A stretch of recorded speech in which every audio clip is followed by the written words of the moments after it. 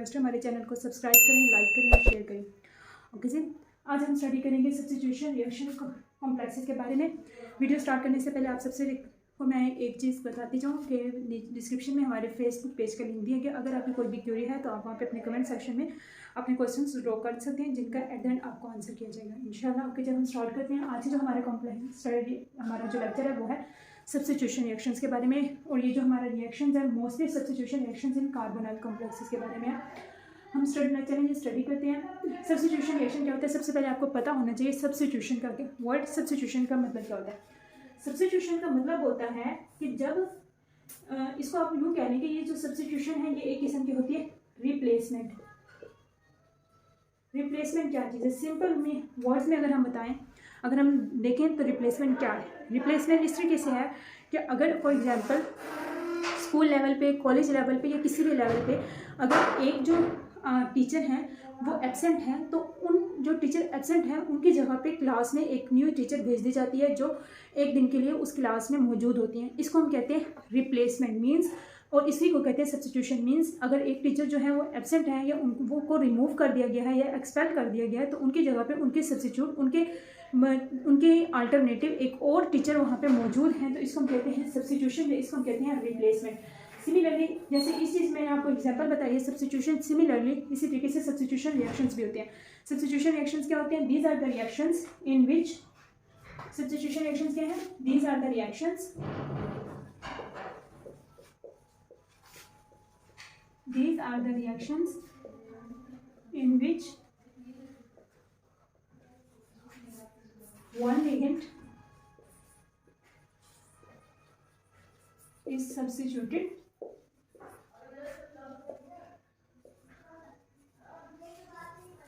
by an other ligand। Okay, इसमें क्या होता है कि एक जो लिगेंड है उसकी सब्स्टिट्यूशन हो जाती है किसी दूसरे लिगेंड से, इनको हम कहते हैं सब्स्टिट्यूशन रिएक्शंस। अब सब्स्टिट्यूशन रिएक्शंस कार्बोनाइल कॉम्प्लेक्सेस में क्या होंगे, substitution reactions of carbonyl complexes, इनको हम कहते हैं। मींस कि आपका जो कार्बोनाइल ग्रुप है, फॉर एग्जांपल आपकी ये जो मेटल है इसके साथ कार्बोनाइल ग्रुप है, इसको अगर आप रिमूव कर दें, कार्बोनाइल ग्रुप को रिमूव करके इसके सब्स्टिट्यूशन के इसके साथ किसी और लिगेंड को सब्स्टिट्यूट कर दें तो इनको हम कहते हैं substitution reactions of carbonyl complexes. ये है हमारे पास थोड़ा सा ओवरव्यू।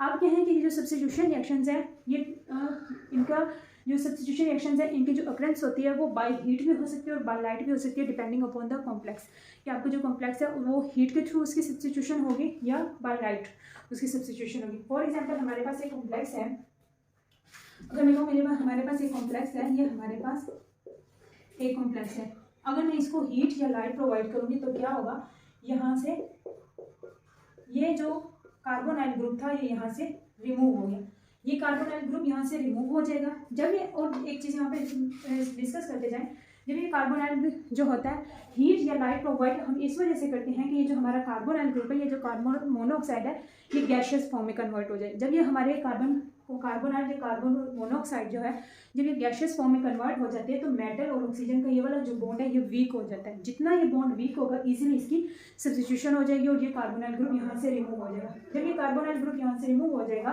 तो इसकी जगह पे एक नया लिगेंड आने के लिए तैयार हो जाएगा। जैसे यहाँ पे फॉस्फीन है या कुछ भी है, जो ये जो लिगेंड है यहाँ पे आने के लिए तैयार हो जाएगा। तो या आप सिंपल कह लें यहाँ पे कोई ऐसा लिगेंड है तो ये जो न्यू लिगेंड यहाँ पे आने के लिए तैयार हो जाएगा, तो इस तरीके से सब्स्टिट्यूशन हो जाएगी। ये हमारे पास न्यू जो कार्बोनाइल ग्रुप की जगह पर ये न्यू लिगेंड आके अटैच हो गया, इसको हम कहते हैं सब्स्टिट्यूशन। अब कुछ सब्स्टिट्यूशंस ऐसी होती हैं जो सिंपल होती हैं और इजी होती हैं और फ़ौरन से हो जाती है, इमीडिएटली हो जाती है, लेकिन कुछ सब्स्टिट्यूशन कुछ कार्बोनाइल्स के जो सब्स्टिट्यूशंस होती हैं वो ईजी नहीं होती। जैसे अगर हम बात करें निकल टेट्रा कार्बोनाइल की, सिंपल क्या होता है कि जब न्यू लिगेंड आएगा 1 बाय 1 लिगेंड आता जाएगा और यहाँ से ये कार्बोनाइल ग्रुप रिमूव होता जाएगा, फिर एक और न्यू लिगेंड आएगा और एक न्यू कार्बोनाइल ग्रुप रिमूव हो जाएगा। इस तरीके से एक न्यू लिगेंड आता जाएगा और 1 बाय 1 यहाँ से कार्बोनाइल ग्रुप रिमूव होता जाएगा। कुछ सब्स्टिट्यूशंस कुछ कार्बोनाइल कॉम्प्लेक्सेस की सब्स्टिट्यूशंस इतनी इजी होती है कि वो फ़ौरन से हो जाती होती हैं, लेकिन कुछ सब्स्टिट्यूशन ऐसी होती हैं जो मुश्किल से होती हैं और वो फ़ौरन से नहीं होती।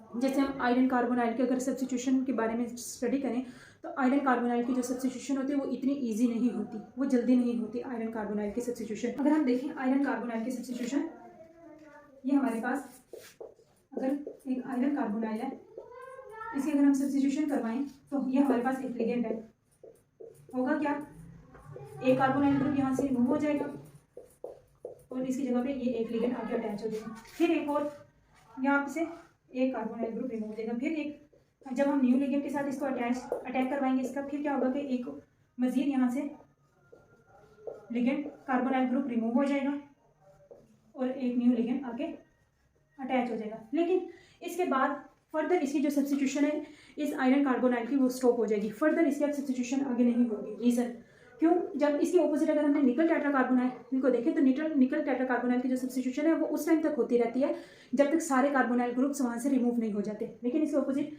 ये भी आयरन पेंटाकार्बोनाइल है, इसकी भी सब्स्टिट्यूशन ऐसे ही होनी चाहिए थी कि यहाँ से सारे कार्बोनाइल ग्रुप्स रिमूव हो जाए, लेकिन ऐसा नहीं है। यहाँ से सारे जो कार्बोनाइल के ग्रुप्स हैं वो रिमूव नहीं होते, just almost 2 carbonyl groups remove होते हैं, उसके बाद ये सब्स्टिट्यूशन स्टॉप हो जाती है।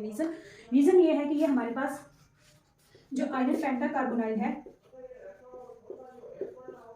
इसमें क्या होता है कि जब ये हमारे पास यहाँ से कोई से भी 2 जब कार्बोनाइल ग्रुप्स रिमूव हो जाते हैं, जब ये 2 कार्बोनाइल ग्रुप यहाँ से रिमूव हो जाते हैं तो क्या होता है कि यहाँ पे मेटल के ऊपर इलेक्ट्रॉन की डेंसिटी इंक्रीज होने लग जाती है।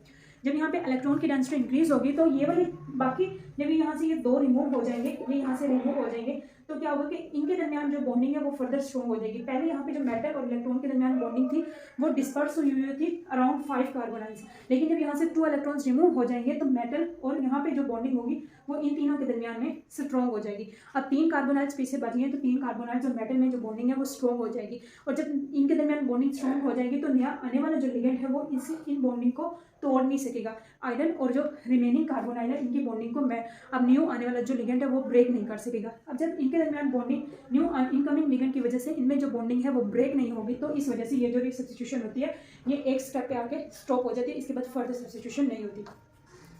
फिर इसके बाद स्टार्ट में जब हमने आयरन कार्बोनाइल्स की जितने भी मेटल कार्बोनाइल्स हैं जब हमने उनकी सब्स्टिट्यूशन करवानी होती थी तो हमें बहुत ही डिफिकल्टीज़ होती थी। हम या फिर फोटोइलेक्ट्रिक मेथड यूज़ करते थे या थर्मल मेथड यूज़ करते थे, मीन्स या हम लाइट यूज़ करते थे या फिर हम हीट यूज़ करते थे और इसके थ्रू हम अपनी सब्स्टिट्यूशन करवाते थे। लेकिन जब हम सब्स्टिट्यूशन तो करवा लेते थे लेकिन हमारे पास डिज़ायर्ड हमारी जो प्रोडक्ट होती थी वो नहीं आती थी। फॉर एग्जाम्पल अगर मैंने आयरन पेंटाकार्बोनाइल से ये मैंने कॉम्प्लेक्स जो है वो अपना बनाना है, अब अगर डिफरेंट मेथड्स में जब अडॉप्ट करती तो क्या होता है कि आयरन पेंटाकार्बोनाइल के साथ साथ यहाँ पे सिस और डिफरेंट ट्रांस प्रोडक्ट्स भी साथ बन जाती हैं। क्या होता था जब हम स्टार्ट में ये बहुत डिफिकल्टीज होती क्योंकि जब हम कोई भी मेटल कार्बोनाइल की सब्स्टिट्यूशन करवाने की कोशिश करते थे तो वहाँ पे हमारे डिज़ायर्ड प्रोडक्ट के साथ साथ और भी डिफरेंट प्रोडक्ट्स बन जाती थी, कुछ ऐसे बाय प्रोडक्ट्स, कुछ उसी ही कॉम्प्लेक्स की सिस और ट्रांसफॉर्म्स हमारे पास आ जाती थी जिनको वहाँ से सेपरेट करना मुश्किल हो जाता था। तो फिर बाद में डिफरेंट किस्म के मेथड्स अडॉप्ट किए गए और डिफरेंट किस्म के मेथड्स अडॉप्ट करके क्या किया गया, कुछ ऐसे मेथड्स भी वहाँ पे अडॉप्ट किए गए जिनके थ्रू क्या है कि डायरेक्ट जो हमारी रिक्वायर्ड हमारे पास हमारी प्रोडक्ट होती है उसको हम वहाँ से ले लेते हैं और बाकी जो हमारी बाय प्रोडक्ट्स होती है वो हमारे पास सिस और ट्रांस बाय प्रोडक्ट्स हमारे पास बनती ही नहीं है। स्टार्ट में ये डिफिकल्टीज थी लेकिन टाइम के साथ साथ ये डिफिकल्टीज भी खत्म हो गई। फॉर एग्जांपल अगर मैंने भी आपसे डिस्कस किया कि हमारे पास स्टार्ट में ये काफ़ी डिफिकल्टीज थी कि एक कॉम्प्लेक्स से जब हम एक रिक्वायर्ड प्रोडक्ट बनाना चाहते थे तो उसके साथ साथ डिफरेंट सिस और ट्रांस प्रोडक्ट्स बन जाती थी। इसकी चीज़ को हम स्टडी करते हैं एक एग्जांपल के साथ। हमारे पास एक कॉम्प्लेक्स है, ये हमारे पास एक कॉम्प्लेक्स है, जब इस कॉम्प्लेक्स से हमने रिक्वायर्ड हमारी प्रोडक्ट है ये WCO, ये हमारा जो कॉम्प्लेक्स है ये हमारा रिक्वायर्ड कॉम्प्लेक्स है कि हमने इस मेटल और कार्बोनाइल कॉम्प्लेक्स से अपना ये वाला जो कॉम्प्लेक्स है ये लेना है। लेकिन स्टार्ट में क्या होता था जब हम इसको हीट प्रोवाइड करेंगे एलिवेटेड टेम्परेचर पे, मीन्स जब हम इसको ये वाला जो रिएक्शन है ये हीट इसको प्रोवाइड करेंगे तो क्या होगा कि इसके साथ साथ डिफरेंट सिस और सिमिलरली इस तरह की डिफरेंट ट्रांस जो प्रोडक्ट्स थी वो भी हमारे पास बन जाती थी, जिसका क्या है कि हमें नुकसान होता था। अब जब ये भी हमारे पास बन गई, ये प्रोडक्ट भी बन गई, ये प्रोडक्ट भी बन गई, ये तीनों जो प्रोडक्ट्स हैं ये एज अ मिक्सचर हमारे पास हमारे सामने आ जाता था। फिर इस मिक्सचर में से हमारी अपने जो रिक्वायर्ड प्रोडक्ट है उसे सेपरेट करना मुश्किल होता था। तो फिर क्या हुआ, इसके लिए एक डिफरेंट मेथड अडॉप्ट किया गया। यहाँ पे हीट डायरेक्ट जो स्टार्ट में आपको बताया कि सब्स्टिट्यूशन रिएक्शंस जो है उनके लिए उनको जो सब्स्टिट्यूशन थी वो दो ही मेथड्स के थ्रू होती थी, बाय हीट और बाय लाइट। लेकिन फिर क्या हुआ कि जब ये मेथड्स हमारे फेल होने लगे तो इसके अलावा इसके लिए डिफरेंट मेथड्स यूज़ किए गए। जैसे कि क्या है, हमने क्या क्या डिफरेंट मेथड अडॉप्ट किया। सबसे पहले हमने क्या किया, हमारा ये जो कॉम्प्लेक्स है इसका रिएक्शन करवाया टेट्राहाइड्रोफ्यूरॉन के साथ। क्या हुआ कि जब टेट्राहाइड्रोफ्यूरॉन के साथ इसका रिएक्शन करवाया in the presence of light, जब इसका रिएक्शन करवाया तो क्या हुआ, ये जो टेट्राहाइड्रोफ्यूरॉन है इसने यहाँ से एक कार्बोनाइल ग्रुप को यहाँ से रिमूव कर दिया। हमारी जो रिक्वायर्ड प्रोडक्ट है, ये हमारी रिक्वायर्ड प्रोडक्ट है, ओके, ये हमारी रिक्वायर्ड प्रोडक्ट है, ये वाली, ये हमने इस कॉम्प्लेक्स से हासिल करनी है। इस कॉम्प्लेक्स से हासिल करने के लिए हम क्या करेंगे, इसका रिएक्शन सबसे पहले किससे करवाएंगे, टेट्राहाइड्रोफ्यूरॉन से in the presence of light. तो क्या होगा कि ये हमारे पास बन जाएगा, ये कॉम्प्लेक्स हमारे पास बन जाएगा। अब यहाँ पे हमने टेट्राहाइड्रोफ्यूरॉन क्यों यूज़ किया, डायरेक्ट हम यहाँ पे लाइट भी यूज़ कर सकते थे और यहाँ पे डायरेक्ट हम हीट भी यूज़ कर सकते थे, लेकिन उसका नुकसान क्या है वो हम पहले स्टडी कर चुके हैं कि उसका नुकसान ये है कि हमारे पास हमारी रिक्वायर्ड प्रोडक्ट के साथ साथ बाई प्रोडक्ट्स भी बनना स्टार्ट हो जाती हैं। तो इससे नुकसान से बचने के लिए हमने यूज़ किया टेट्राहाइड्रोफ्यूरॉन। रीज़न ये है कि ये जो हमारा टेट्राहाइड्रोफ्यूरॉन है ये पुअर इलेक्ट्रॉन डोनेटिंग लिगेंड है, मींस ये इजीली इलेक्ट्रॉन डोनेट नहीं करेगा मेटल को। जब ये मेटल को ज़्यादा, अब क्या होता है रिप्लेसमेंट या सब्स्टिट्यूशन उस केस में होती है जब हमारे पास ऑलरेडी एग्जिस्टिंग हमारा जो लिगेंड है वो लेस इलेक्ट्रॉन डोनेटर हो और जो नया आने वाला लिगेंड है वो मोर इलेक्ट्रॉन डोनेटर है। मींस अगर ये जो कार्बोनाइल ग्रुप है ये अगर लेस इलेक्ट्रॉन मेटल को डोनेट करेगी और यहाँ पे अगर कोई ऐसा लिगेंड मौजूद है जो मेटल को ज़्यादा इलेक्ट्रॉन डोनेट करेगा तो मेटल क्या करेगी, कार्बोनाइल से बॉन्डिंग तोड़ देगी और उस नए आने वाले लिगेंड से अपनी बॉन्डिंग बना लेगी। लेकिन यहाँ पे क्या है, ये जो हमारा टेट्राहाइड्रोफ्यूरॉन है ये इतना अच्छा इलेक्ट्रॉन डोनेटर नहीं है। जब ये इतना अच्छा इलेक्ट्रॉन डोनेटिंग लिगेंड नहीं है तो ये क्या करेगा, जस्ट यहाँ से हार्डली एक कार्बोनाइल ग्रुप को यहाँ से रिमूव करवा सकेगा। जब ये इसने यहाँ से एक कार्बोनाइल ग्रुप को रिमूव करवा दिया और उसी जगह पे ये खुद आ जाएगा। अब क्या है कि ये जो टेट्राहाइड्रोफ्यूरॉन है ये फर्दर किसी भी कार्बोनाइल ग्रुप को यहाँ से रिमूव नहीं करवा सकता। तो क्या है कि फिर हम क्या करेंगे, इस कॉम्प्लेक्स का जिसमें tetrahydrofuran as a ligand use हुआ है, इस कॉम्प्लेक्स का फर्दर हम आगे रिएक्शन करवाते हैं विथ फॉस्फीन, फिनाइल फॉस्फीन के साथ, सॉरी फिनाइल फॉस्फोरस के साथ। तो क्या होगा कि यहाँ पे अब ये क्या है, ये इसकी निस्बत मोर इलेक्ट्रॉन डोनेटिंग है। ये जो हमारा नया लिगेंड है ये टेट्राहाइड्रोफ्यूरॉन की निस्बत मोर इलेक्ट्रॉन डोनेटिंग है और इसकी निस्बत लेस इलेक्ट्रॉन डोनेटिंग है। तो क्या होगा कि ये इसकी जगह पे यहाँ पे आ जाएगा और इस तरीके से हमारे पास रिक्वायर्ड जो हमारी प्रोडक्ट है ये हमारे पास बन जाएगी। ये हमारे पास हमारी टेट्राहाइड्रोफ्यूरॉन वापस हमारे पास आ गया और हमारी जो रिक्वायर्ड प्रोडक्ट है, डिज़ायर्ड प्रोडक्ट, वो इस तरीके से हमारे पास बन जाती है। तो ये थे डिफरेंट किस्म के मेथड्स जिनके थ्रू हम अपना हमारी जो रिक्वायर्ड कॉम्प्लेक्सेस हैं वो बना सकते हैं। अब यहाँ पे क्या होता है, डिपेंड करता है कि बाज़ दफ़ा हमारे जो कॉम्प्लेक्सेस हैं इनके साथ बाहर पे कोई मेटल भी अटैच होती है, कोई मेटल जैसे सोडियम है या पोटाशियम, सोडियम है, पोटाशियम है, या जैसे डिफरेंट टाइप्स के मेटल्स हैं, या फिर जैसे हमारे पास है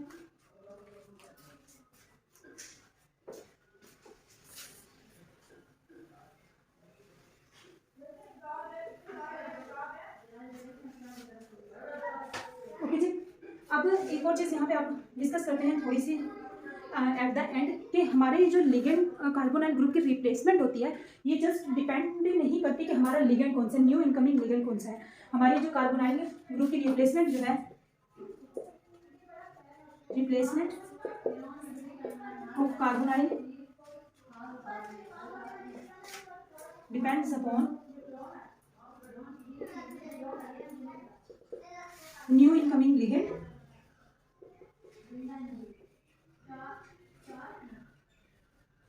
और counter ion. New incoming ligand क्या चीज़ है, इस चीज़ को तो हम स्टडी कर चुके हैं कि न्यू इनकमिंग लिगेंड क्या है।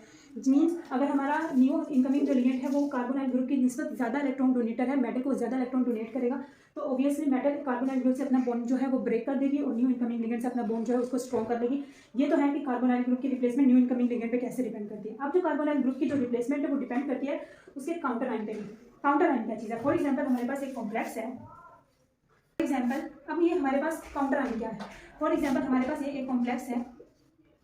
अब अगर इस कॉम्प्लेक्स का हम रिएक्शन करवाएं किसी ऐसे के साथ, जैसे हमने इसका रिएक्शन करवा दिया सोडियम हाइड्रोक्साइड के साथ। अब यहाँ पे जो सोडियम हाइड्रोक्साइड है ये हमारे पास क्या है, इसके ऊपर पॉजिटिव चार्ज है। ओके, ये जो सोडियम हाइड्रोक्साइड है इसमें ये जो सोडियम है ये एज अ काउंटर आयन अपना रोल प्ले करेगी। ओके, तो क्या होगा कि जब ये अच्छा ओके, ये क्या है, काउंटर आयन क्या है, ये हमारा